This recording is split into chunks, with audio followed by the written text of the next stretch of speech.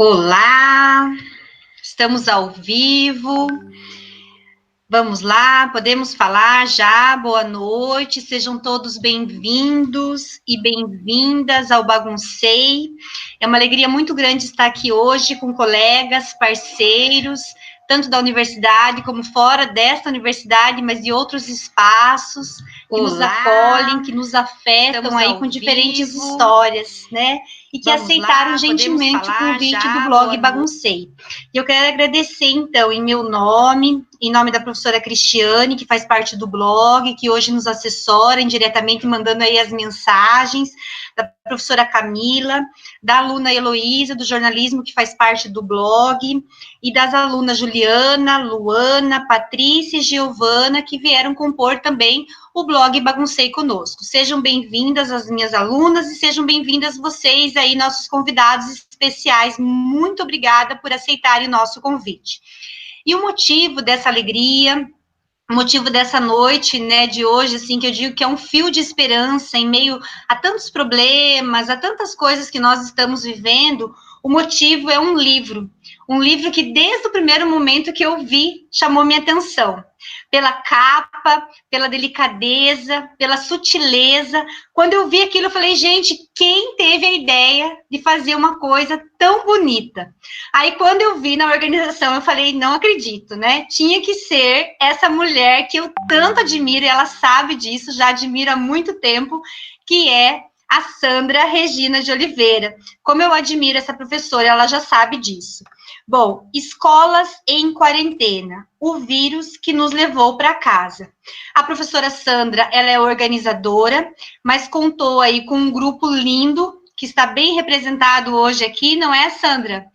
E que tem aí 19 textos, 20 autores, e que vieram compartilhar um pouquinho conosco dessa lindeza de material. A Sandra, hoje, ela está como coordenadora do Programa de Pós-Graduação em Educação da Universidade Estadual de Londrina.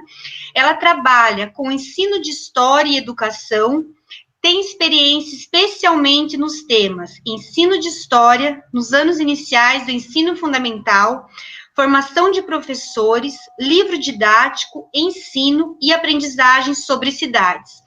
Nem vou falar do resto do teu currículo, Sandra, para não ficar a noite toda aqui falando do seu Lattes, tá? Sandra, muito obrigada. Você é uma pessoa que eu respeito imensamente, profissionalmente, pessoalmente. Seja bem-vinda ao Baguncei e nos conte, por favor, como nasceu essa ideia do livro Escolas em Quarentena. Bom, Cassiana, boa noite a todos, boa noite a quem eu não estou vendo, né? A quem eu estou vendo aqui pela tela. Isso é sempre um desafio para mim. Né, eu não sou muito uma pessoa de mídias, mas estamos aqui. A recíproca em relação ao respeito, ao carinho, ao afeto com a Cassiana é a mesma. Né, eu tenho a Cassiana assim como uma querida, a gente já fez coisas alegres juntas, já choramos juntas, já passamos assim pedaços interessantes da vida e com certeza vamos criar aí muitas coisas interessantes daqui para frente, né? E eu tenho um respeito muito grande pela trajetória e pela luta e pelo desejo e esse ímpeto que a Cassiana tem em torno da educação infantil. Então, parabéns, Cassiana, é um prazer estar aqui desde que você apresentou a ideia do blog Baguncei. Você sabe que eu sou uma admiradora, né? E eu fico torcendo para que funcione muito bem. Já deu certo, né? Agora é a gente caminhar. A questão do livro, Escola em Quarentena, você falou bem, é uma coisa importante, né? A questão da capa chama bastante atenção mesmo, é uma capa linda, que foi feita, deixa eu falar o nome dela aqui, foi feita pela Juliane Castilho de Moraes, com a supervisão da Dani Tossati, lá do curso de design da UEL, né? E é uma capa muito bonita mesmo, e mostra essa coisa do fragmento, essa coisa, né, do momento que a gente está vivendo. E esse livro, ele só foi possível devido a essa equipe maravilhosa, né, que está aqui, grande parte dela. Nós somos em muitos, né, eu acho isso maravilhoso, nós somos aquela mesa, assim, que senta todo mundo junto. Não dá para todos estarem em todos os lugares, né, por uma questão de tempo também, mas é um grupo composto de 20 pesquisadores, professores, todos eles, né, de alguma forma ligado ao programa de pós-graduação da Universidade Estadual de Londrina. Os que não são ligados são agregados, porque vieram, né, e são muito bem recebidos. A Ana está aqui, na verdade, agora que a gente está conhecendo a Ana visualmente, porque a gente só a conhecia de contatos, né, então, muito bem-vinda. E a gente resolveu fazer esse livro um pouco no susto, sabe? Eu acho que isso é importante destacar. O tempo passou, né? Nós já estamos há 3 meses, né? Eu acho mais até, a ideia veio em março. E eu hoje tenho claro para mim que, na verdade, o que gera esse livro é a mesma dinâmica da sala de aula de um professor que não se submete a fechar a porta da vida, deixar a vida para fora e falar, bom, agora nós vamos estudar tal coisa.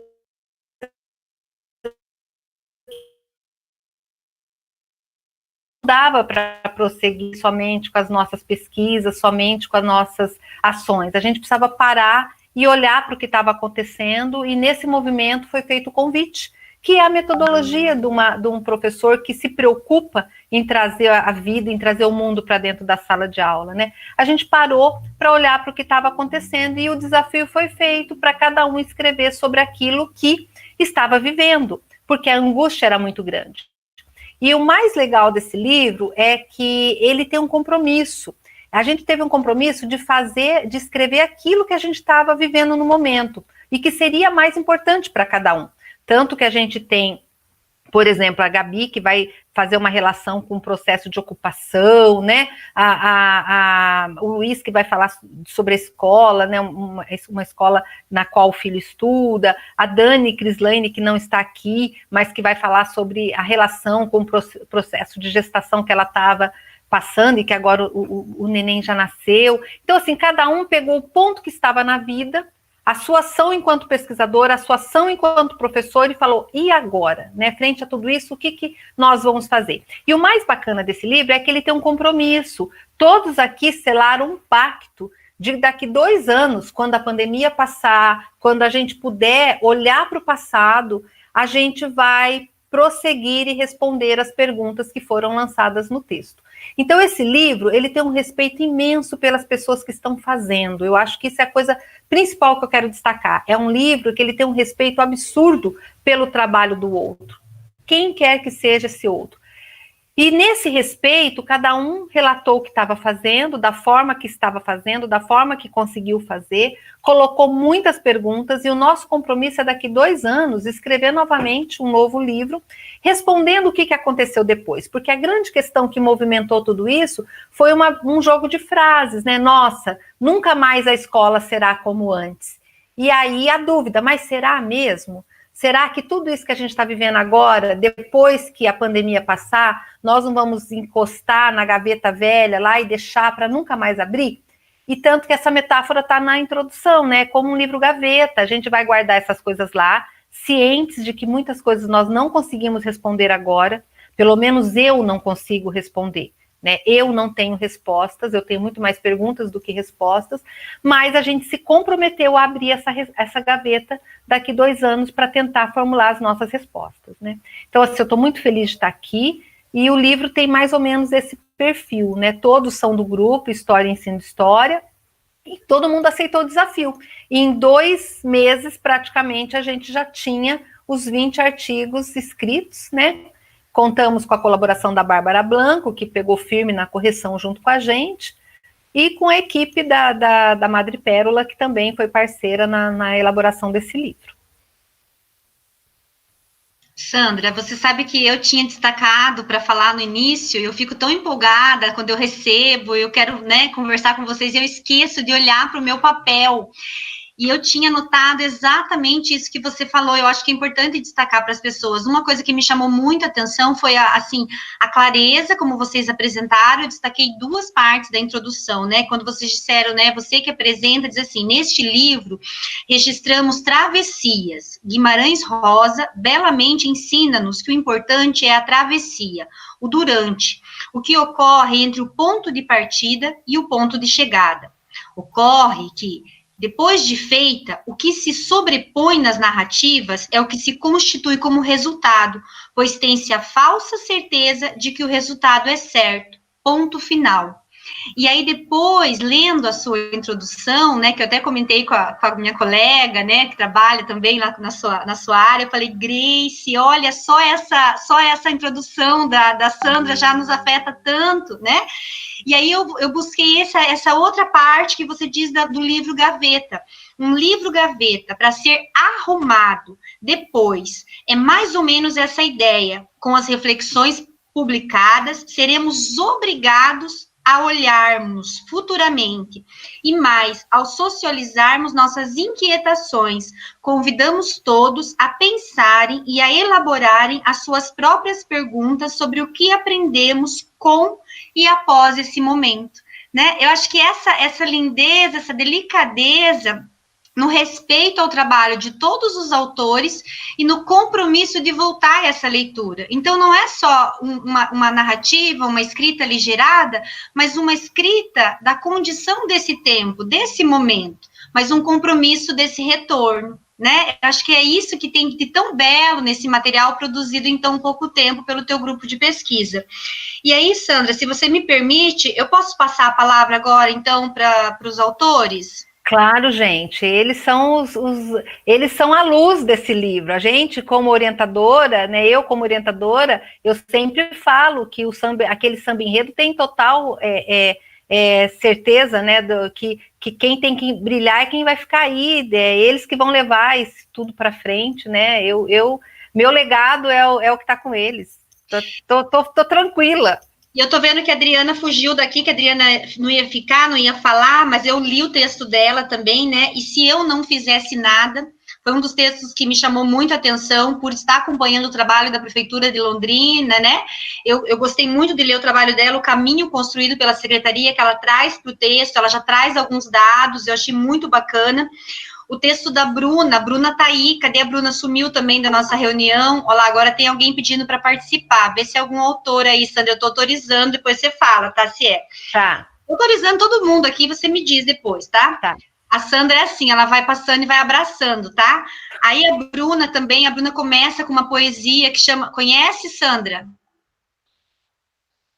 Tá autorizado participar aqui, Sandra? Não sei, quem tem que autorizar isso é a Eliane, eu não me meto. Tá Olá, autorizado, sim. Eu autorizo, esse é o meu marido. Ah, o marido tá bom, pode participar, fique à vontade. E aí, o que acontece? O texto da Bruna, ele vem praticamente como uma poesia, né? E vai colocando o lugar dela de mãe, de professora. Depois, se a Bruna tiver um tempinho também, a Bruna quiser falar, fique à vontade.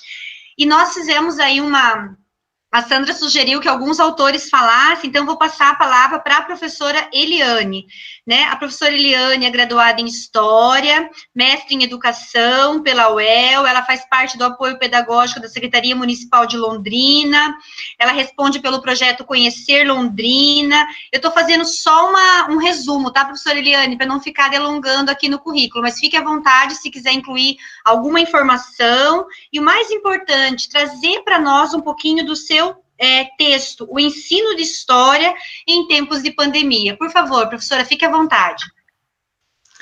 Boa noite a todos. Quero agradecer o convite, e eu falo esse convite para essa escrita. Foi muito especial participar desse momento, até quando a Sandra fala, cada um vai escrever do momento, a partir do momento vivido, né? O que está acontecendo na sua vida agora? E quando eu pensei, eu falei assim, na hora, o que me vem? O coletivo de professores que responde pelo ensino de História e Geografia nos anos iniciais da rede municipal de ensino.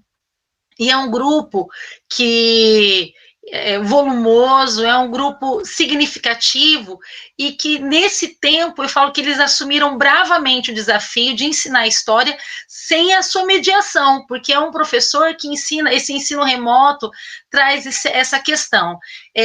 Eu tenho que me fazer entender por essa criança e por esses pais, essa comunidade que acolhe esse material que chega por meio dos livros, por meio dos vídeos, e aí as fontes imagéticas eu percebi com força total na ação desses professores, né?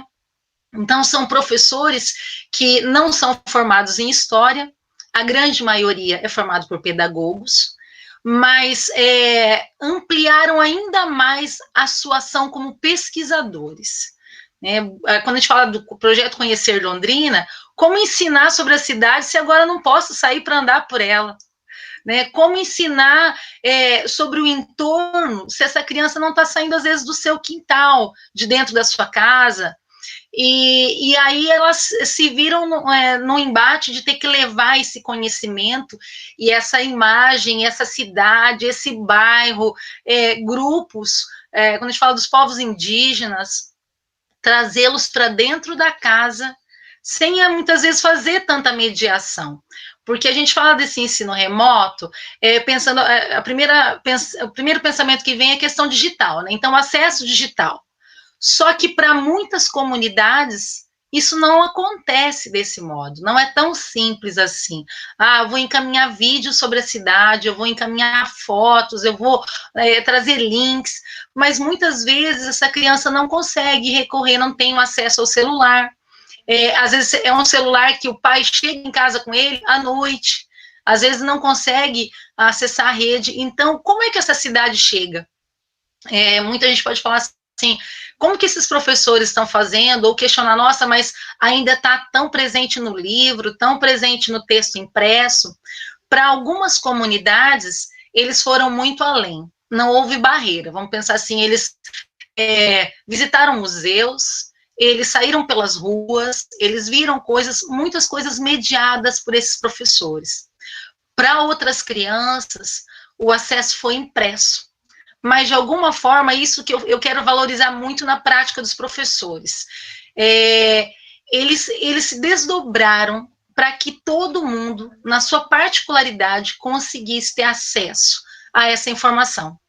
Então, o ensino de história, por meio das mãos dessas professoras, eu falo que foi muito interessante, se fazer entender para aquela faixa etária, para aquela condição específica, né, de família, de criança, de acesso aos recursos digitais. Então, foi muito interessante.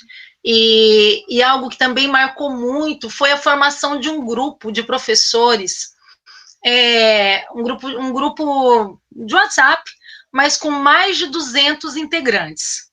Então, além dos nossos professores de Londrina, eu percebi a presença de professores dos municípios vizinhos. A princípio eu não fazia parte, né? Ela era aquela coisa, a secretaria no nosso grupo. Mas foi muito interessante, porque esses professores se mostraram tão solidários, tão participativos, no sentido de contribuir uns com os outros, não apenas fornecendo material, mas discutindo questões, falando de direitos autorais, discutindo tanta coisa. Então, esse capítulo, vamos dizer assim, esse capítulo do livro tenta brevemente mostrar alguns temas que vieram para essas discussões. Vieram grupos invisibilizados, veio a cidade de outra forma, vieram questões da pandemia, né? Como que a cidade, como é agora ver a cidade, quais são os históricos de epidemias e pandemias na cidade. Então, esse grupo trouxe muitas questões da contemporaneidade para esses momentos. Houveram professores que conversaram com seus alunos, aprenderam a editar vídeos, a fazer os vídeos, né? Foi um grande aprendizado para muitas delas. A fala delas hoje é que, nossa, acho que minha aula nunca mais vai ser a mesma, mas num sentido muito positivo, né? De apreciar o quanto elas cresceram. E assim, para mim é muito interessante, quando a gente pensa até nas falas da Lilian Schwartz, que é uma que eu cito também, né, na obra, ela fala desse tempo de mudança, ela fala que vai despertar solidariedade, individualismo, vai mostrar o que as pessoas têm para oferecer. E o belo desse grupo de professoras, de professores que assumiram o ensino de história em Londrina é que deram as mãos, né, o dar as mãos, o compartilhar, né, dar o que está produzindo, de maneira tão generosa, né, aprender um com o outro, buscar, ofertar caminhos, e eu percebi, assim, no retorno das crianças que elas comentaram, né, nessas falas, crianças que, né, perceberam toda essa ludicidade nessa fala da professora, conseguiram se alegraram em ver seus vídeos, né? Uma fala muito interessante é ver o rosto da professora na tela. Essa receptividade. Por outro lado, essa criança que ia buscar o material preparado para ela também. A gente não pode esquecer que muitas crianças, muitos pais também não foram buscar os materiais e que precisaram que esses professores e gestores se desdobrassem, indo até as casas, né? Levando materiais, buscando, tentando resgatar famílias. Então, é um momento precioso.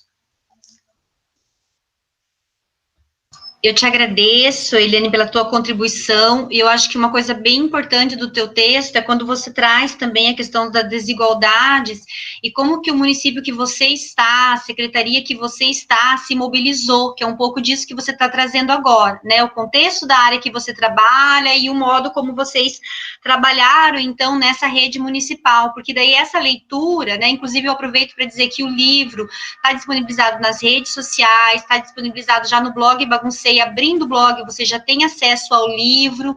Esse tipo de material ajuda que outros professores, outras secretarias consigam pensar também o seu trabalho nos diferentes lugares que nós ocupamos, que é um pouco isso, como que nós nos ajudamos, como que nós nos fortalecemos enquanto redes agora, né? Eu acho que, assim, esses textos, não só o teu, dos teus colegas, eles nos ajudam a pensar. Então, quando você fala, não é que a desigualdade não existia, ela já existia, mas ela se alarga, né? Então, como que vocês, enquanto rede, se organizam para atender essas demandas e traz já alguns dados da experiência da rede, ajuda que outras redes possam pensar também nos seus espaços. Muito obrigada, Eliane, então, pela sua fala. É só para deixar, é para falar pouco mesmo, para deixar as pessoas com vontade de ler o texto, tá? Essa é a estratégia. Agora, a Gabriele, vamos lá, Gabriele. A Gabriela é graduada em História pela Unesp, é especialista em História e Movimentos Sociais pela Universidade Estadual de Maringá. O que mais? É mestranda bolsista pela CAPES, aqui na Universidade Estadual de Londrina. Se tiver mais alguma informação, você pode ficar à vontade para acrescentar. E o capítulo da Gabriele é sobre a apropriação do espaço escolar nas ocupações de 2015 e a nova realidade além dos muros de 2020. Eu achei muito bacana essa busca que você fez lá num trabalho que você tinha feito em 2015, voltar o teu olhar e conseguir fazer essa relação com o que você está vivendo agora, com o que nós estamos vivendo agora. Gostei muito também do seu texto, Gabriele, fique à vontade. Então, isso não é mérito só meu, é mérito da orientadora, Sandra, que ela que ficava fazendo essa relação o tempo todo, nos grupos de pesquisa, e eu estava lá e pensei, nossa, eu nunca vi essa relação. Eu disse, como eu estava lá, vou fazer essa relação. Então, foi muito interessante. Eu faço pedagogia na UEMP, eu estou tentando concluir, então foi um olhar da pedagogia, da história, dialogando com meus amigos que são da licenciatura, que já estão atuando, e eu tentei colocar esse olhar, porque no momento eu não estou na escola, eu estou apenas como pesquisadora da UEL. Mas eu ainda assim estou sendo afetada, porque é uma suspensão da normalidade. E eu fui pensando muito o que é a escola, E eu percebi que a escola é social. E é uma das questões que eu tinha aprendido em 2015 e eu havia esquecido, porque quando eu via as ocupações nas escolas ocorrendo, eu vi a apropriação da comunidade, eu vi a Unesp saindo dos seus muros, indo para o Clibas, eu vi os professores se apropriando, que são coisas que a gente não faz na normalidade. E os diálogos eram muito ricos, muito interessantes, eu aprendi muito, a gente ainda brinca que a gente aprendeu Paulo Freire naquela ocupação, que ali sim estava o Paulo Freire. Então, eu quis usar muito as palavras mesmo que se usavam no grupo, apropriação social, a redes sociais. E eu lembro que a Sandra disse uma vez para mim, quando eu estava escrevendo, ela falou assim, você não viu que a resposta está no diálogo? Que a resposta em 2015 foi o diálogo com os alunos. E agora o que não está tendo é o diálogo com os alunos. A gente montou todas as aulas online, mas querendo ou não, a gente não ouviu tantos alunos novamente sobre o que vocês buscaram dessas aulas online, o que vocês queriam. E é muito interessante que agora a gente está querendo voltar, né, para o normal, e a gente fala muito, a escola, os alunos, a escola vai abrir. Não, a escola nunca fechou. A escola nunca fechou, a secretaria não fechou, os professores não pararam, os alunos não pararam. Porque a escola não é o muro, a escola é todo mundo, a escola é a comunidade, a escola é o município, a escola é isso. A escola não fechou, a escola está atuando, a escola está atrás de merenda, a escola está atrás de computador, a UEMP está atrás de computador para os alunos que não têm computador. Então a escola não parou, a universidade não parou. E foi tudo isso que eu quis trazer para esse capítulo, em que a gente usa muito a apropriação do espaço físico. Só que não é o espaço físico, a escola é além disso, é uma responsabilidade social de todos. Então, eu coloquei muito, que escola então a gente está falando? Qual é essa escola? E eu tentei dar voz a essa escola social que eu tinha vindo em 2015. Eu pensei muito também na herança, porque em 2015 foi muito rico, mas alguns anos depois, quando eu volto para a escola, eu acho que eu dei aula em 2017, 2018, se perdeu novamente isso. E dá um pouco de medo dessa pandemia, tudo se perder, toda essa junção dos pais estarem atrás dos professores. Eu sei que tem muitos pais que não foram atrás, mas ainda assim a gente vê uma mobilização de centros oferecendo Wi-Fi, de pessoas emprestando, contribuindo da sua forma. E eu tenho medo disso tudo morrer, né, em água e a escola voltar ao espaço apenas físico. Então, eu quero, daí o compromisso daqui 2 anos, né, são os diálogos que ficaram, as heranças que ficaram sobre a pandemia, porque eu uso muito a palavra tecnologia, né, que a tecnologia está em tudo, né, hoje, em tudo, e agora a escola é a tecnologia, e espero que a gente se aproprie dessa tecnologia, não forçar os alunos a todos terem um computador em casa, não isso, mas que tenha uma atualização, que, não sei, eu agora mesmo estava até discutindo que na UEMP, quando eu for fazer meu TCC, eu quero fazer sobre o museu virtual, usar mais isso, porque eu acho que a gente acaba esquecendo da tecnologia na escola, ficando muito tradicionalista. E foi isso que eu quis trazer no meu capítulo, nessas breves páginas. O que eu também quis trazer hoje, que eu não quis extrapolar muito 5, 6 minutos, eu não sei se está bom.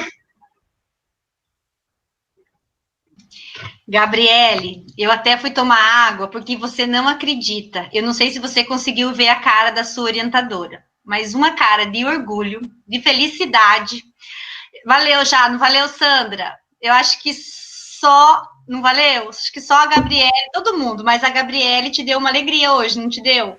Sim, porque na verdade todo mundo aqui tem uma história, a gente tem uma história, né? Todo mundo que faz mestrado e doutorado sabe que a caminhada que se constrói entre orientando e orientador não é uma coisa sempre muito tranquila. Eu brigo com essa menina, ela briga comigo, eu brigo com ela. E me deu assim, todos, mas assim, me deu uma ponta de orgulho, porque é uma menina que tá, né, novinha e tal.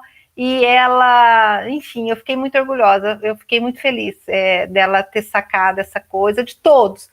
Mas a juventude, ela chega com um ímpeto tão grande, né? E às vezes a gente... Estou muito orgulhosa de você, Gabi. Hoje é dia de felicidade, não vai ter bronca. Gabriela, eu não sabia se eu olhava para você ou se eu olhava no rosto da Sandra. A Sandra, ela ficou, assim, muito feliz, assim, foi nítido, sabe? De ver você falando. E quando eu li o seu texto e fiquei pensando, né, no que você falava de 2015, além dos portões, além da escola, os encontros na cozinha, na calçada, né, nos lugares que você ia relatando, e como você veio trazendo isso agora... E você diz assim, ó, que eu tenho medo que isso morra, né? E ouvindo você e a tua vontade, eu tenho para te dizer, não vai morrer, porque você não vai permitir, tá? E a tua orientadora junto, e teus colegas aí não vão permitir, não vão deixar. Então, isso não vai morrer. E só aproveitando esse momento para agradecer, que a gente começou a receber mensagens aqui, a Cristiane, que está me fazendo essa gentileza, para agradecer as pessoas presentes, né, os municípios de Guaíra, Sarandi, Londrina, Telêmaco Borba, Marília, Ourinhos, o GT Pirapó, para dizer que vocês estão internacionais, tá? E como em eventos importantes a gente registra a presença de pessoas especiais, normalmente, assim, a gente registra o povo importante e registra de político. E a gente, nessas áreas, quem é mais importante para nós nesse mundo, né? Eu vou registrar a presença super, mega, hiper importante de uma pessoa que tem um papel enorme na minha vida e que diz a minha colega aqui que deu um oi lá, né, porque a gente não lê aqui, mas que é A Sueli Amaral Melo, que é minha orientadora de doutorado, foi minha orientadora, mas orientadora, Gabriele, para nós é a vida inteira, tá? Elas não podem nos largar. A pessoa foi um dia, a gente fala que ela é a vida inteira. Então, Sueli, um beijo, obrigada por estar aqui, que para mim é a presença ilustre, então, que está lá do outro lado, nos assistindo, é a presença que eu quero registrar, tá? Gabriele, valeu então, hein? Vamos lá. A Isadora, ela está em dupla com a Ana Cláudia, né? A Isadora também tive a honra de trabalhar, né? Conhecer aqui, porque fui professora, acho, na graduação, né, Isadora? Olha que orgulho, fui professora na graduação. É orgulho, mas também significa que a gente está ficando velho, dá um pouco de preocupação, mas passa. A Isadora é graduada em comunicação social e em pedagogia. Também não vou falar tudo aqui, mas é mestre em educação, depois ela pode falar mais. Ela é doutoranda da Unesp de Marília, ela fez mestrado aqui na UEL. Ela trabalha lá em Marília agora, numa escola linda, que eu também tive o prazer de conhecer, né? E a Ana Cláudia Sardi, falei certo? Sardi Guedes, é graduada em pedagogia, ela é professora de educação infantil da Rede Municipal de Marília, ela exerce a função agora de coordenadora pedagógica, ela dedica-se a estudar os pressupostos da teoria histórico-cultural e também a pedagogia Freinet. Tudo isso é o resumo do resumo, tá, gente? Inclusive porque o currículo de toda essa gente bonita tá lá no final do livro que vocês podem consultar no blog Baguncei. É isso para não perder tempo e deixar essas professoras lindas falarem e contarem um pouquinho sobre o capítulo Infância e Pandemia, reflexões docentes acerca da plataforma virtual de atividades escolares não presenciais na rede de ensino de Marília. Bem-vindas, meninas. Obrigada, Cassiana. Boa noite a todos. Eu quero aqui saudar a minha eterna orientadora, a professora Sandra, né, uma pessoa que é uma grande inspiração para mim, para todos nós. Já afetou a Ana também, com um jeito tão particular de ser. Cassiana, minha professora, minha parceira aí de início de graduação. Faz 12 anos já, viu, Cassiana? Aquela barriga que você conheceu já tem 12 anos. Tá me deixando com o cabelo branco aqui já.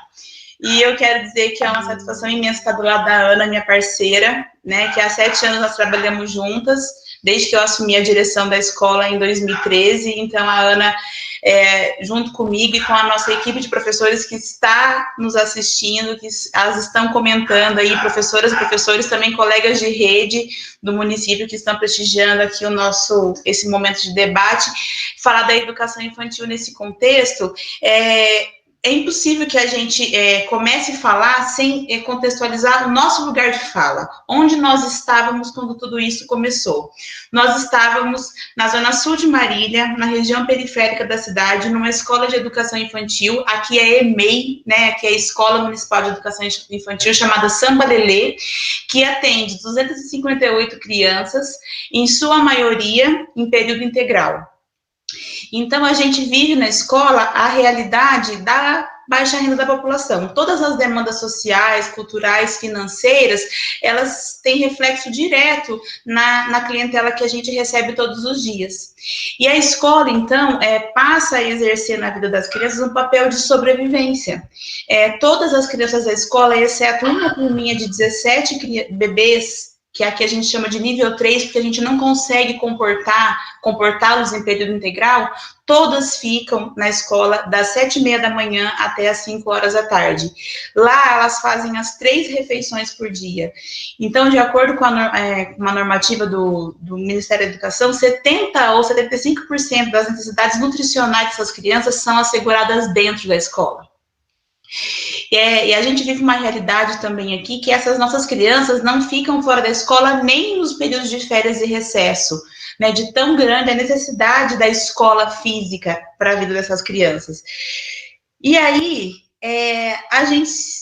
para falar um pouco mais do nosso trabalho, então, tendo em vista esse contexto todo social, a gente vem construindo ao longo desses 7 anos um projeto político-pedagógico que é o nosso grande orgulho, né? Ninguém passa pela EMEI Samba Lelê sem que a gente consiga falar do nosso trabalho, do nosso projeto político-pedagógico, de tão caro que ele nos é, porque é uma construção que é resultado do engajamento desse grupo de professores que está aqui nos contemplando com a presença, e a gente vem amadurecendo a cada ano os pressupostos que a gente escolheu para fazer a defesa teórica, né, que são os pressupostos da teoria histórico-cultural. Então é uma alegria ter a Sueli Mello também nos assistindo, porque é o nosso grande referencial, junto com você, Cassiana, que compõe também o referencial teórico do nosso PPP e também do nosso capítulo. Se você for ver, tem um artigo teu citado lá, né? A gente veio, então, amadurecendo esse trabalho com a teoria, trouxemos o Freinet, né, com a revolução, né, com essa ruptura com a escolástica, com esse desejo de fazer uma escola diferente, uma escola progressista, uma escola que rompa com os padrões. A gente vem desconstruindo muitos elementos que são paradigmas da Rede de Marília, e a gente vem tentando, com o nosso trabalho, com a nossa história, desconstruir alguns conceitos e ressignificar a ação docente, o trabalho do diretor, a função do coordenador, a interlocução entre os saberes, entre o currículo, enfim, prestigiar aquilo que a Sueli Mello fala também, que é a questão pulsante do currículo, né, aquilo que é vivo, aquilo que emerge do cotidiano, né, e isso é uma coisa muito viva na minha prática, né, a minha pesquisa de mestrado pulsou de um incômodo meu, né, ali, do cotidiano da escola. Então, isso para a gente é muito importante. A pandemia nos atinge num momento onde nós teremos o terceiro elemento para nosso PPP, que seria a periodização, que foi um dos elementos que você, inclusive, trabalhou com a gente quando você esteve na nossa escola. E tudo isso depende necessariamente do encontro. O encontro entre as crianças e o professor dentro da escola é condição para o nosso PPP acontecer. E a pandemia nos atinge justamente no período onde esse terceiro elemento seria colocado no nosso planejamento, que era a periodização. Então, para além da teoria histórico-cultural de todos os elementos, para além da pedagogia Freinet, o que é próprio de cada faixa etária? O que o professor tem que pensar, considerando individualmente cada criança, aquilo que é próprio do seu desenvolvimento, e é nesse momento que a pandemia nos afasta. E nos impõe uma forma de trabalho e a pandemia revelou, então, essa grande fraqueza nossa. A gente não consegue trabalhar sem o encontro. A presença é muito importante para nós. Então, de repente, a escola se tornou um vazio enorme, e aquilo que foi produzido em fevereiro, que não faz tanto tempo assim, é tão anacrônico olhar para aquelas coisas que ainda resistem nas paredes da escola, porque é um tempo histórico curto, mas, ao mesmo tempo, ele é reflexo de um abismo, né, que se criou entre aquele contexto que a gente vive hoje. E aí, para, então, esgotado todas as questões funcionais possíveis que a Rede Municipal de Marília tem, né, na questão trabalhista dos professores, precisou, então, se apresentar uma forma de levar a escola, né, ainda que de forma tão dilacerante para nós, para dentro da casa das crianças, certo? E aí, então, foi proposto o projeto Educação em Casa, que é essa plataforma de atividades educacionais não presenciais, certo?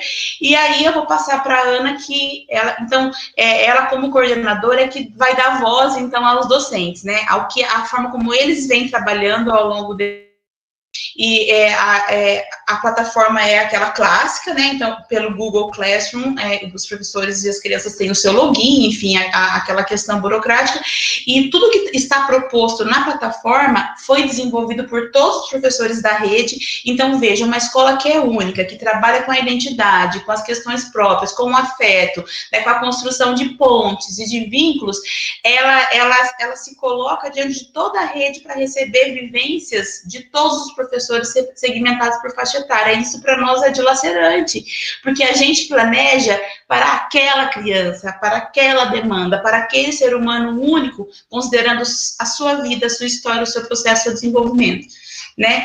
E aí, a Ana, então, vai falar de como que se operacionalizou o trabalho, né, dando voz aos docentes que estão fazendo, então, a plataforma caminhar. Passo para minha colega aqui, então, agora. Bom, boa noite, pessoal.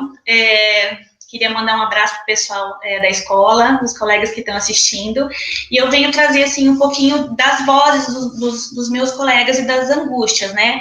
Então, primeiro eu queria agradecer essa participação nesse trabalho bacana, que a gente tem comungado, compartilhado de algumas ideias e de algumas angústias, né? Não temos a pretensão de dar respostas prontas para ninguém, mas a questão é refletir sobre tudo isso, né?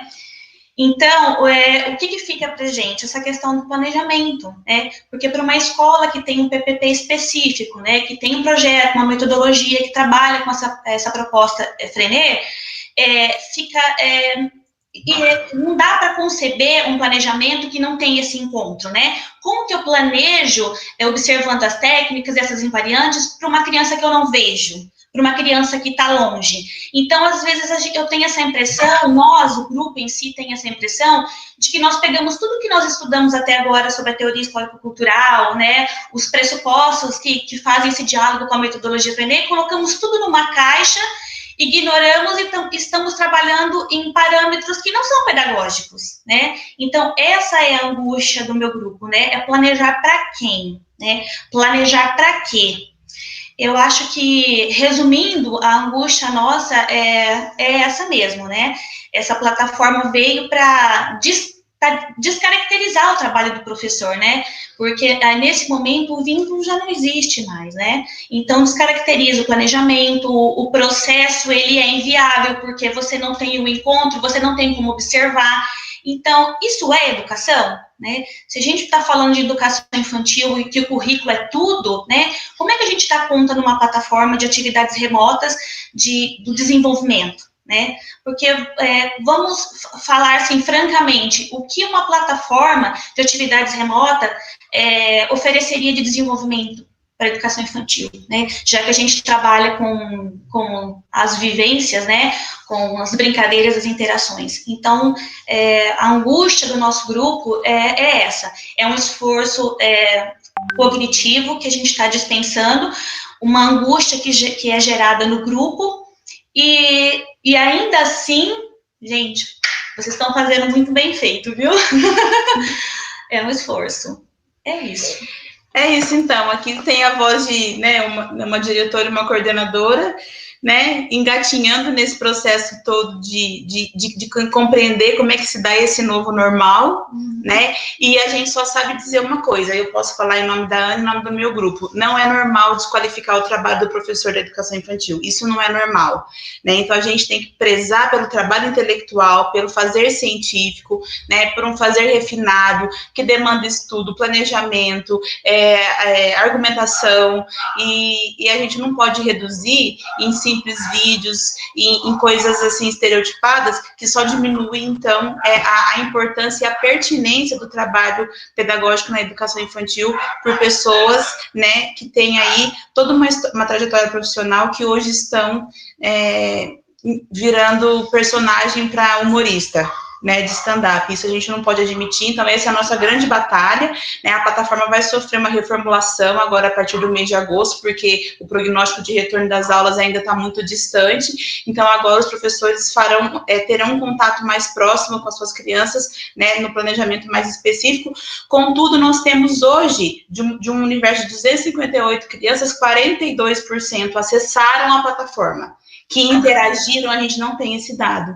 Então, o alcance é muito pequeno, né, e tem uma fala, Cassiana, que a Juliana Pasqualini fez junto com você naquela live, que nos tocou muito, quando ela diz que a gente tem que tomar cuidado para não criar provas contra nós, né, a gente acaba depondo contra o nosso próprio trabalho, dependendo da forma como ele é conduzido. Então, o nosso esforço aqui é de assegurar que a gente mantenha, né, não apenas o embasamento teórico, mas que a gente dê a devida pertinência e o respeito ao trabalho intelectual do professor de educação infantil, né, e esse é o nosso grande medo, o nosso grande receio, e tem sido a nossa batalha diária, certo? Acho que as angústias, né, da Isadora enquanto diretora, da Ana enquanto coordenadora, só a fala delas dava uma live, né, Sandra, para a gente pensar, a gente precisa de outros espaços mesmo, né? Mas eu queria dizer para as pessoas que estão assistindo, se quiserem colocar alguma pergunta, claro que dentro desse espaço de tempo, porque a nossa proposta hoje, claro, é apresentar o material, apresentar o livro, mas não estamos nos limitando a não responder, a não dialogar e até deixar espaço mesmo para a gente poder conversar sobre isso em outros momentos.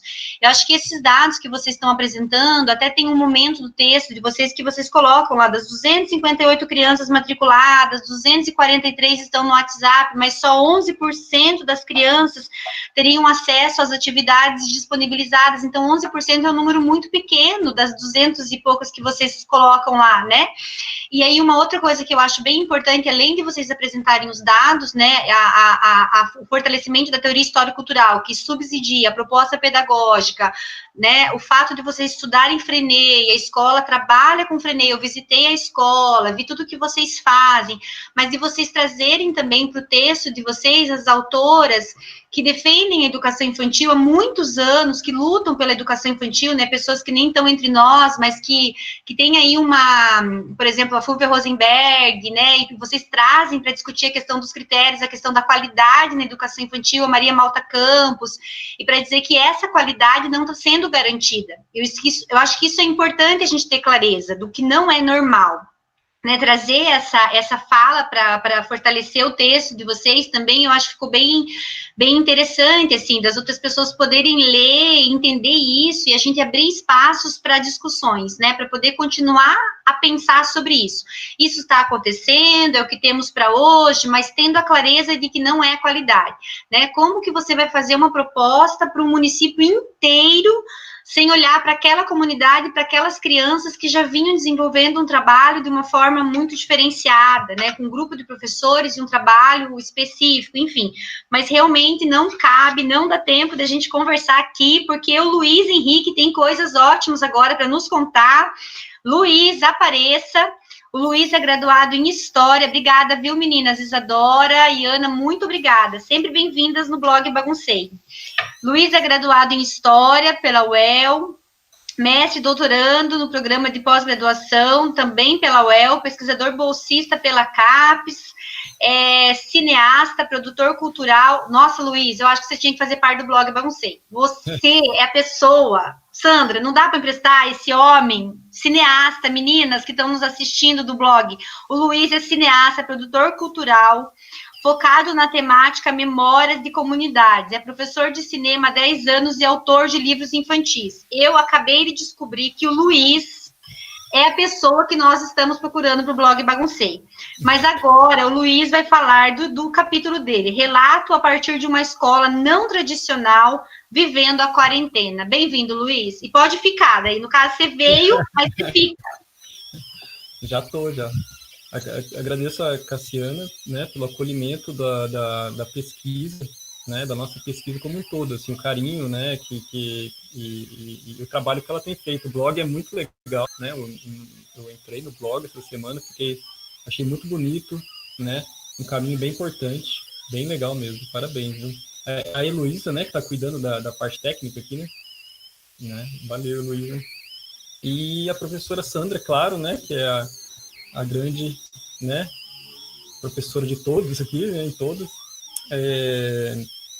o carinho que ela tem, né? Eu acho que a Sandra, ela transmite esse perfil que a obra tem, né? Que todo o grupo aqui tem eu acho, né? Uma questão de levar com muita sensibilidade aquilo que pesquisa, né? Essa palavra da sensibilidade com aquilo que vai escrever, com aquilo que observa, né? Um olhar menos enrijecido, né, menos burocrático e com mais carinho, né, nas questões que trata. Então a Sandra sempre lembra muito disso, faz um esforço em todas as reuniões para ter esse lado afetivo muito grande nos encontros, sabe? Então, obrigado aí a Sandra e obrigado a vocês aí do blog. Não sei se é só blog, né, porque agora já é canal do YouTube também, né? Então, é isso. Aproveita que você já está fazendo parte da equipe para as pessoas se inscreverem no nosso canal. Olha, a pessoa já interpretou, ele já sentiu que ele faz parte, já lembrou que tem que fazer inscrição. Estão falando, Luiz, que teu áudio está baixo, mas gente, é o seguinte, por algum motivo o negócio lá está... Tá, não. Dá para tirar o fone, o povo está mandando aqui no WhatsApp que teu tá baixo. Tá, deu uma aumentada aqui, vamos ver se melhora. Então, pessoal, bom, primeiro, assim, todos os trabalhos aqui são de um grau de seriedade, assim, né, além de muito afetivo, mas de um grau de muita seriedade, né, a fala da Isadora, você vê o nível do respeito, né, e de profissionalismo que ela trabalha, o nível da pesquisa que ela vem desenvolvendo, né. Todas as falas aqui me deixam bem feliz, e esse livro, para mim, é um panorama, né, da situação nas escolas, não só na educação infantil, né, mas nas escolas de forma geral, e não só pública também, né. Então, é um diagnóstico da região, né, não só de Londrina, mas da região, da situação. Então, é um livro que eu recomendo, assim, bastante nesse sentido, de um panorama multifacetado, assim, né, ele vem de várias frentes, tem várias linhas, né, de compreensão, vai para todos os lados, então, vai para vários lados, né, então, para compreender de forma macro, né, com relatos micro, né, a gente tem um bom livro, né, para a gente ter um diagnóstico e também interpretações e saídas e ideias, né, como diz a Isadora, não é um livro para a gente apresentar propostas acabadas, mas acaba alimentando a gente para a gente pensar em muitas coisas, né. Então, o capítulo meu, que eu quis escrever, eu sou um pai, é um pouco diferente dos outros, porque é uma escola, eu chamo disso, o capítulo, né, relato a partir de uma escola não tradicional, né, que é a linha da minha pesquisa, né, junto com a Sandra. No mestrado eu estudei a tal da pedagogia tradicional, né, junto com a professora Leoni, no mestrado lá em educação na UEL. Essa questão do tradicional é bem complexa, né, porque muita gente traz o elemento do tradicional, né, falando do tradicional, mas há uma confusão conceitual do que é tradicional, né, muitas das vezes é apresentado o tradicional como se fosse uma coisa ruim, né, quase assim, anunciando o tradicional para falar de uma pedagogia nova, sabe? Tem aqui, isso aqui é tradicional e a minha que é boa, né, é quase como se o tradicional fosse o próprio diabo na Terra, assim, né, o tradicional é o diabo e eu tenho aqui a solução, né, então... Eu acho que esse mestrado foi importante para eu pensar essa questão do tradicional, esse conceito do tradicional. Agora, chegando aqui no doutorado, a ideia era estudar essa tal de pedagogias alternativas ou não tradicionais, né? E aí eu quis escrever um texto a partir de um relato de uma escola específica que está vivendo essa situação de pandemia, nessa condição, né, de escola não tradicional. Então, nesse livro tem, então, relatos de escola pública, municipal, enfim, vocês podem ver vários ângulos, e esse ângulo é um ângulo de uma escola, vamos dizer assim, um pouco mais diferenciada das outras, não sei se esse é o melhor termo, mas que tem esse caráter de apresentar algumas saídas, né, porque a própria pedagogia da escola Thier, né, que é a qual eu estou me referindo no texto, a escola Thier, ela já é uma abertura em si, né, como proposta, mesmo sem pandemia, né, e durante a pandemia, ela se encontrou de alguma maneira, dentro da sua própria pedagogia, com algumas soluções, né. Então, no texto eu mostro muito que, mesmo com a situação de pandemia e com essa dificuldade que todos relatam, né, todo mundo sente, todos os professores sentem, a escola Thier, ela conseguiu se organizar de alguma maneira, mantendo a sua proposta pedagógica não tradicional, né? Por quê? Porque justamente a proposta não tradicional dessa pedagogia é que garantiu que a coisa funcionasse mesmo em estado de pandemia, entendeu? Agora, para compreender como que foi esses dispositivos pedagógicos, né, que a gente faz parte, porque um dos elementos é esse da escola. Eu, por ser pai, eu sou um membro da escola direto, acho que todas as escolas pensam assim, né, tentam fazer isso, eu sou membro da escola mesmo, né, me vejo assim, a gente discute tudo coletivamente, inclusive o orçamento da escola, enfim, todos os níveis, né,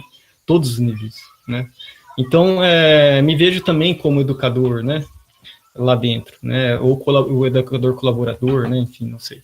Então é uma escola que tem muita participação da comunidade que faz parte dela. Então, para compreender como esses dispositivos pedagógicos que a escola Thier trabalha,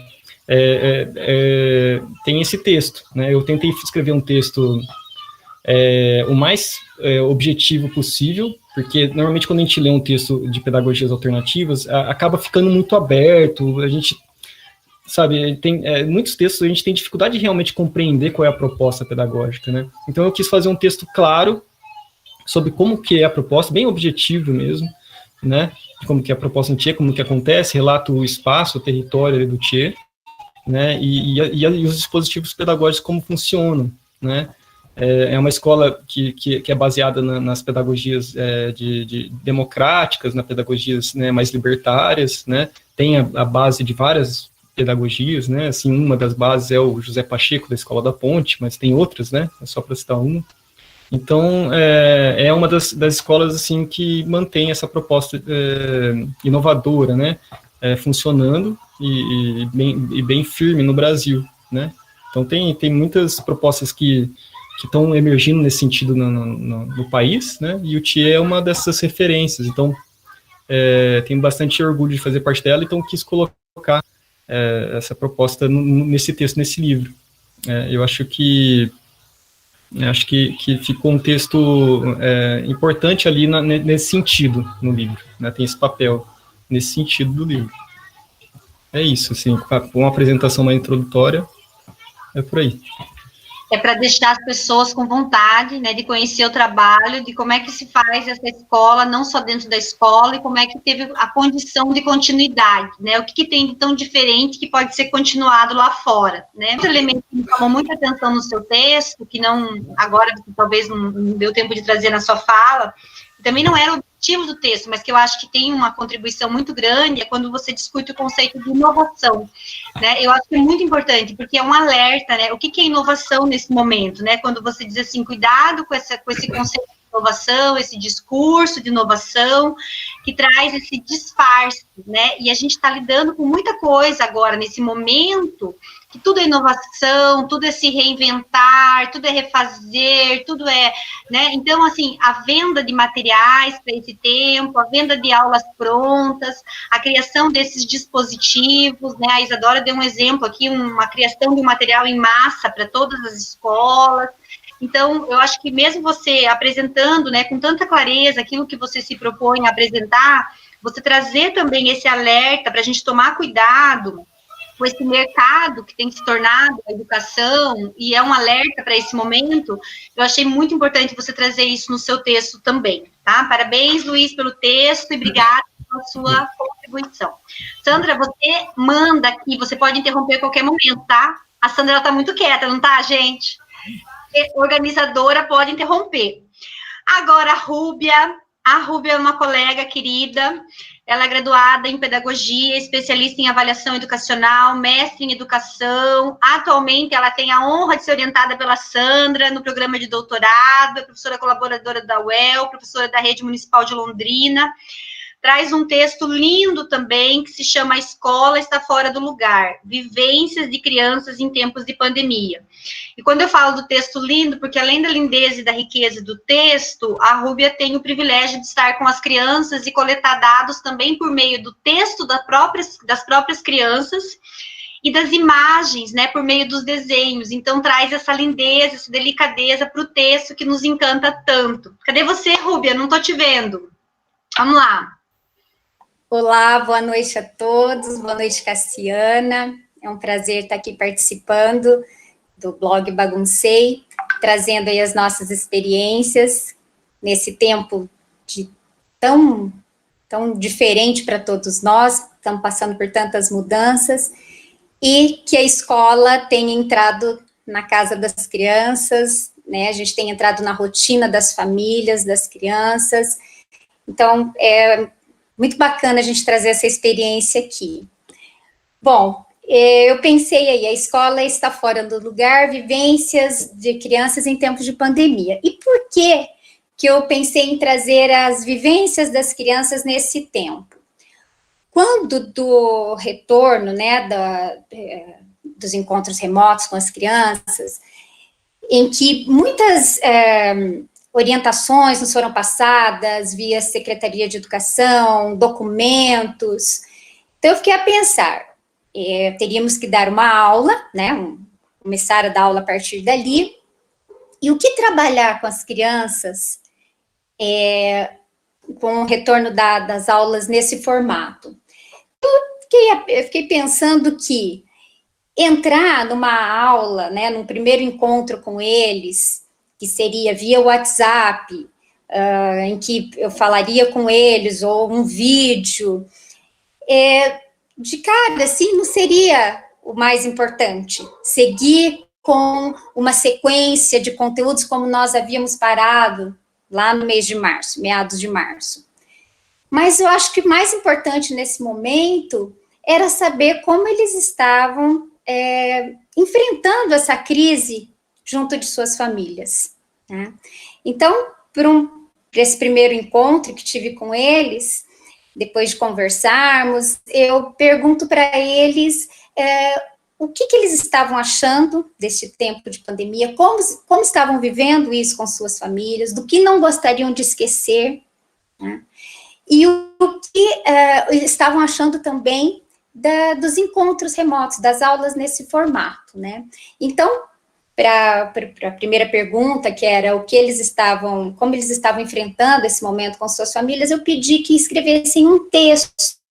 Então, fiz algumas perguntas para guiá-la, né? Coloquei o título, mas deixei muito à vontade, caso eles quisessem mudar. O bichinho chegou e o que ele mudou na minha vida. E aí, as crianças me mandam, né, são crianças de 3º e 4º ano. Eu esqueci de dizer, eu sou responsável pela disciplina de História e Geografia, no 3º e 4º ano. E aí, a partir dessas perguntas, eles, né, retornam com os textos para mim, a maioria. E o que eles trazem, né? A maioria, né, eu estou falando de crianças de uma escola da região central de Londrina, crianças entre 8 e 9 anos. Então, a grande maioria coloca assim, que o que não querem esquecer deste momento é o período maior que estão passando com os pais, né?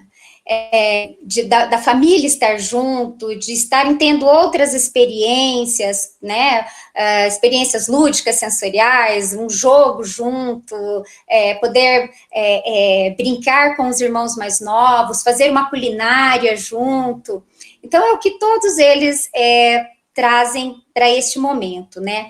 Então, um momento em que a casa é um lugar da família, que é o lugar mais concentrado, onde ficam junto, estavam, pelo menos naquele momento, no início, passando o maior tempo juntos, e fazendo suas atividades em colaboração.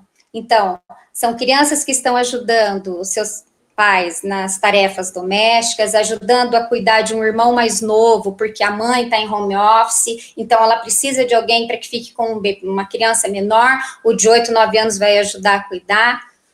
Então, a vivência que eles trazem.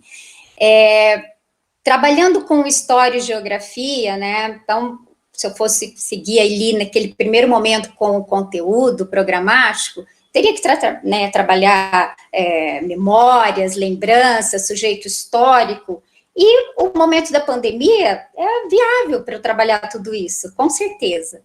Mas eu pensei que neste primeiro momento não faria sentido algum continuar com um conteúdo, uma sequência de conteúdo, sem saber como eles estavam, como estavam entendendo este momento, né? Então, trabalhei com escrita de textos, né, eles escreveram textos, e também com desenhos sobre o que estavam achando deste momento das aulas em formato remoto, né. Então, eles trazem que sentem saudade da professora, dos amigos, da escola, mas algumas crianças apontam também que estar com a mãe também era diferente. Eles falam assim, é ótimo, é diferente estudar com mal que muitos ficam, né? Então, eles tanto no texto como nos desenhos, além dessa questão da família que eles colocam, muitos trazem também um olhar que enxerga o outro, sabe? De entender aquele que não está vivenciando o momento da pandemia numa outra condição, numa condição desigual, numa condição diferente, né? Então, você tem crianças que escrevem no texto assim, olha, eu estou bem com a minha família, na minha casa, minha mãe faz coisas gostosas para a gente comer, eu brinco com os meus pais, com os meus irmãos. Mas eu me preocupo com aqueles que não têm condições de comprar tudo para se proteger, que não estão trabalhando, né? Então, você tem crianças que já que conseguem fazer já uma outra leitura, além da sua realidade imediata, né? Fazendo uma leitura mais geral. Crianças que trazem suas vivências, mas assim, com muita esperança. Então, por exemplo, olha, tá muito difícil aqui na minha casa, meu pai perdeu o emprego, eu estou colaborando com a minha mãe está tentando fazer algumas coisas para vender, mas tudo isso vai passar. E o importante é que nós estamos com saúde. Então, você percebe assim, diferentes leituras que eles fazem, mas o que me chamou a atenção foi algumas crianças trazendo assim, esse olhar para o outro, para o diverso, né? Então, foi isso que eu procurei trabalhar com eles nesse momento, né, de tantas mudanças que nós estamos passando para chegar até eles, para fazer a aula acontecer. E tá bem bacana, os desenhos ficaram bem bonitos, foi singelo, mas penso que aponta bem, assim, esse início dos nossos encontros remotos. É isso, gente. Rúbia, muito obrigada. Eu gostei muito da pergunta que você fez para desencadear o teu texto, que eu acho que é a pergunta que norteou aí várias ações, né? Que é assim, seria uma atitude responsável deixar a escola em suspenso por tempo indeterminado? Né? Eu acho que essa pergunta ajudou muita gente a pensar em muitas questões, né? A gente teve uma luta aí, volta, não volta, faz remoto, não faz remoto, é EAD, não faz EAD.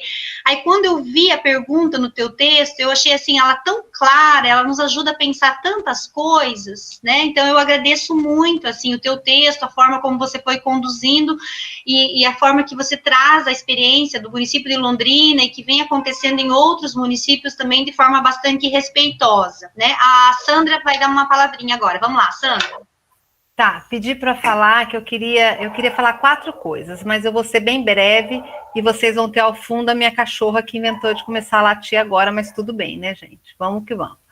Então, eu queria destacar, né, que uma riqueza desse livro e que eu prezo muito é a diversidade. Vocês ouviram 6 autores, eu acho 5 ou 6, eu agora não tenho. E vocês perceberam nesses 5 ou 6 relatos que a gente não pensa igual. E isso, para mim, é fundamental num grupo. E é a minha trilha dentro da universidade, né? A gente não precisa pensar igual, a gente não precisa ter as mesmas opiniões para poder discutir um assunto. Aliás, quanto mais diversos somos, mais aprendemos.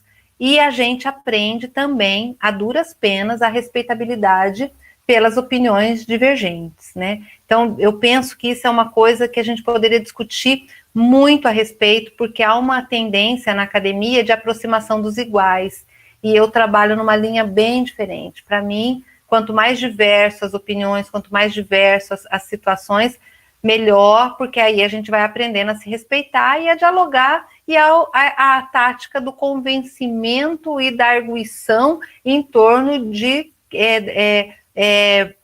questões plausíveis e que a gente sustenta a partir da construção dos nossos referenciais e tudo mais, né? Então, isso é a primeira coisa que eu queria dizer. É um livro que não vai ter uma história única, mesmo, por exemplo, dentro da própria cidade de Londrina.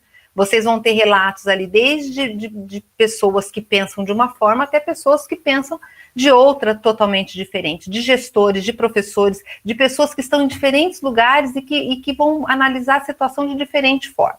É um livro datado, é um livro que conta a nossa situação frente à pandemia logo no seu início, meados de março, mês de abril, e o livro foi fechado em meados de maio, né? Todos os textos têm essa data. A partir dali, de maio para frente, muita coisa já mudou, certo? Então, eu acho importante isso, porque tinha que ser um livro do susto. Não podia ser um livro de muito parar para pensar sobre, porque a ideia era um livro do susto que todos nós levamos e que nos tirou de posições que muitas vezes a gente já está até bem confortável de pensar. Então, para além das pessoas que estão aqui, nós nos dividimos para divulgar o livro, né? Tem o texto da Adriana Biazon, tem o texto da Bruna Yamashita, da Daniele Tosati, que está aqui, eu acho que a Bruna está aqui também, a Adriana também está aqui, tem o texto da Dani Crislaine, tem o texto da Giovana Todan, tem o do José Antônio Caetano, de Campo Mourão, a gente tem o da Juliana Carvalho, que traz uma leitura maravilhosa sobre as crianças lá da Escola do União da Vitória, temos o da Karina Monteiro, temos o da Cauana Romero, que também traz o relato de escola particular, o da Luciana Aquino, de Ourinhos, da Lucila Barros, daqui de Londrina também, temos do Rafael Silvia, lá de Tamarana, e temos da Silvana Muniz, que também é de Londrina, e finalizo com o meu texto, que chama essa questão, né, da gente entender que nada na escola está normal há muito tempo. Eu acho que isso é importante a gente pensar, nada estava normal, gente, não está normal há muito tempo no nosso país, há muito tempo que a gente vem vencendo desafios muito grandes, tendo que vencer desafios muito grandes, e a parte do princípio de que a gente aprende com tudo nessa vida, se você estiver aberto a aprender. Então, a gente também vai aprender com essa quarentena, independente se você é a favor de fazer remoto, que se você não é a favor da sua leitura ir por um lado, a sua leitura, todo mundo aqui sabe muito bem o que sustenta o seu pensar, e isso precisa ser respeitado, ainda que o pensar do outro, muitas vezes, eu discorde veementemente, mas a gente precisa retomar essa necessidade de diálogo com o diferente. E eu quero finalizar que é um livro de histórias, né? A única coisa que a gente tem no meio de um caos como esse que a gente está vivendo são as nossas histórias, né? São as nossas histórias. E aqui a gente pôs isso, a gente pôs vida, a gente pôs história. E a história, como o Krenar, né? A história das nossas vidas, como né, o Krenar tantas vezes anuncia, eu repito isso muitas vezes, é a única forma de adiar a catástrofe, a única forma de lidar com a catástrofe, né? A gente só tem isso, a gente só tem as nossas histórias para se antepor no mundo e para pensar o mundo a partir delas, né? Então é uma coletânea de histórias, de pessoas corajosas que colocam, né, o seu pensar ali para todo mundo ler, debater e discutir. Então era isso que eu queria falar. Obrigada. Sandra, eu não sei se isso que você falou já contempla a tua ideia do último capítulo que eu ia falar, né? Você quer falar mais alguma coisa sobre o não era normal? O que a quarentena pode nos ensinar sobre ser e fazer escola? Você quer acrescentar mais alguma coisa? Sim, eu acrescento duas coisas bem rapidamente. Eu faço um texto muito rápido, né? Na verdade, faltou fôlego, eu deixei o meu por último, e depois de tanto texto, eu já não tinha mais pernas, então é um texto bastante aligerado, eu tenho que voltar para aprimorá-lo. Eu acho que isso é uma coisa também do livro, de que a gente pode voltar. A gente pode assumir o imperfeito, a gente pode assumir o que está provisório, e a gente pode reescrever muitas e muitas vezes. Eu assumo duas coisas nesse texto, Cassiana. Uma discussão sobre a desigualdade social, que não é agora se tem computador ou não tem computador que a gente vai ter que discutir isso. Isso levar o assunto para discutir do ponto de vista do acesso ou não da tecnologia, pôr um pano, esconder a nossa incapacidade de lidar com essa desigualdade social abissal que assola o nosso país. Enquanto a gente não entender que isso precisa ser enfrentado cara a cara, e que isso sim é o vírus que destrói essa sociedade todos os dias, como a própria Juliana coloca no seu texto, e que a gente aprendeu a contornar. A gente aprendeu a contornar na escola de diferentes formas, certo? A gente aprendeu a viver e a contornar com isso. Então, eu abordo a questão da desigualdade social como uma necessidade urgente que a gente tem de rever essa questão.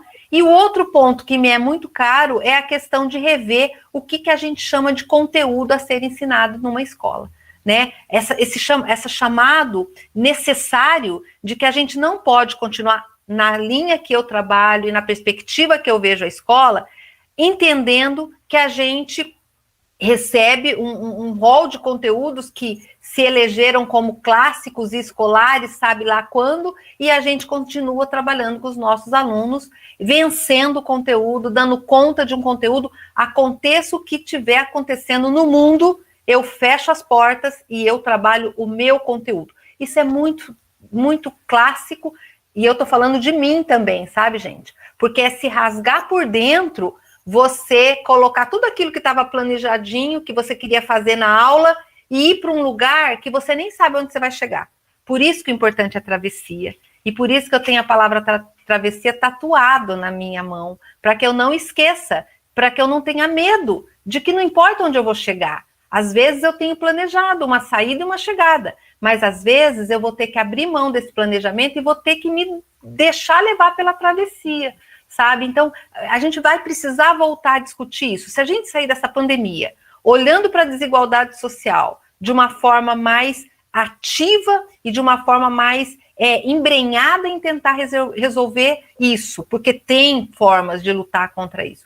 E se a gente olhar para essa coisa de conteúdos que precisam ser tratados, aconteça o que acontecer dentro de uma escola, porque eles precisam ser cumpridos, eu acho que a gente aprendeu muito, né, como o Boaventura fala, a pedagogia do vírus fez, né, o seu papel de nos ensinar alguma coisa. Então, era isso do meu texto, que eu abordo muito rapidamente, mas são esses dois pontos, a desigualdade social e esse apego a um conteúdo que nos sedimenta e nos impede de avançar em rumo a uma escola mais potente, mais feliz e que dialogue maior com as necessidades que nós temos hoje de ser e fazer a pessoa, né, que vai gestar o mundo daqui para frente, que são os que vêm depois da gente, né? É isso. Bom, eu estou muito feliz, né, com o trabalho que nós fizemos hoje, eu estou me sentindo muito contemplada. Eu acho que as pessoas que não conheciam a Sandra, o trabalho da Sandra, e ouviram a gente falando da admiração, né, tanto minha quanto dos orientandos, né, do orientando e das orientandas, agora sabem por quê, né? Acho que você tem aí mais uma legião de fãs, Sandra. E também estou feliz porque eu não dei uma bola fora, eu separei um parágrafo da sua fala para fechar, e é exatamente o que você disse agora. Mas antes de ler, eu vou destacar, as pessoas não fizeram perguntas, várias pessoas elogiaram, depois vocês podem conferir tranquilamente. Eu vou destacar 2 elogios, um da Jaqueline Janovic, eu conheço, é professora de um CMEI aqui de Londrina. Ela diz assim: parabéns, Sandra, por essa sensibilidade quanto à diversidade de ideias do livro. E a Sueli Melo disse assim: parabéns, Sandra, lindo trabalho e bonita fala. Tá? Uma outra pessoa diz assim: estou em São Paulo, tenho acompanhado o canal, busquei vários vídeos. Essa professora é encantadora e muito competente. Então, vejam que vocês fizeram um trabalho lindo hoje aqui, enriqueceram o trabalho do Baguncei, o nosso trabalho de estudo. O trabalho é no intuito de contribuir com outras pessoas, com outros professores, contribuir com a educação de qualidade. E para fechar, Sandra, você me dá licença, eu recortei um pedacinho do seu texto que diz assim: a escola que temos, no formato com que estamos acostumados, tem reafirmado a desigualdade econômica. Os conteúdos que ensinamos na escola, na maioria das vezes, contribuem para a leitura de mundo excludente e sem nenhuma aposta no amanhã. Deixo, então, a pergunta que me move em direção a todas as outras: posso ser e fazer diferente? E eu termino agradecendo com muita gratidão a toda a equipe do Baguncei, a todos vocês, aos demais autores, especialmente a Sandra, por ter aceitado imediatamente esse convite e por compartilhar conosco tantas aprendizagens suas, dos seus orientandos, e que possam aí ser compartilhadas com muitas outras pessoas e afetar tantas pessoas com essa energia do bem e com esse conhecimento que você tem para partilhar com todo mundo. Muito obrigada a todos vocês por estarem conosco nessa noite. Muito obrigada. Até mais, gente. Ó. Obrigada, tchau. Tchau, obrigada, tchau, Cassiana. Muito obrigada. Muito obrigada.